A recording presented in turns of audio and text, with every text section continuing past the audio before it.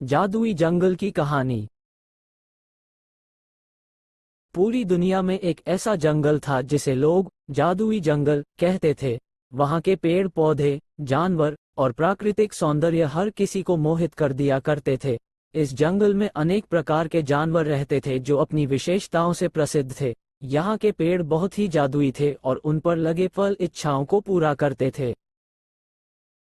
ये कहानी है एक जादू से भरे जंगल की। जंगल में रहने वाले एक बंदर जिसका नाम जग्गू था। वह खाने की खोज में दौड़ता रहता था। एक दिन उसने जंगल के दूसरे कोने में एक चमत्कारी पेड़ की खोज की। इस पेड़ पर अनगिनत फल थे, लेकिन उनमें से केवल एक फल ने उसका ध्यान खींचा। वह फल था जो किसी की भी मांग पूरी कर सकता था। वह नहीं जानता था वह एक जादुई जंगल में है और उसके सामने एक जादुई पेड़ है। बंदर ने उस फल को तोड़कर खाने का निर्णय किया, लेकिन जैसे ही वह उसे छूने वाला था, उसने ये सोचा कि क्यों न इस चमत्कारी फल का उपयोग करके जंगल के सभी जानवरों की सहायता की जाए। कई अन्य जानवरों की भूख मिटाने के लिए उसने सभी के भोजन के बारे में सोचा और निर्णय लिया।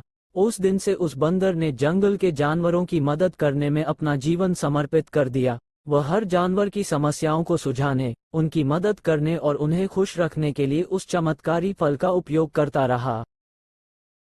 उस फल से उसने सबकी मदद की और जंगल में रहने वाले जानवरों को खूब खुशियां बांटी। एक बार जंगल में सूखा आया। सभी पेड़ पौधे सूख रहे थे और जानवरों को भूख और प्यास की समस्या हो गई थी। उन्हें खाने के लिए कोई भी खाना नहीं मिल रहा था।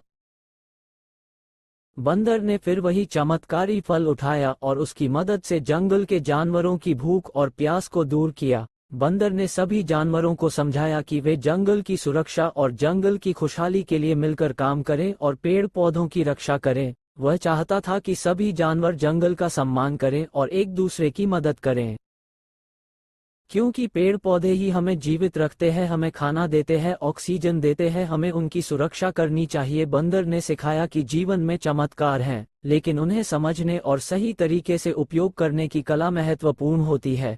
उसने सिखाया कि हर किसी की मदद करना और जंगल के सभी निवासियों का सम्मान करना जरूरी है।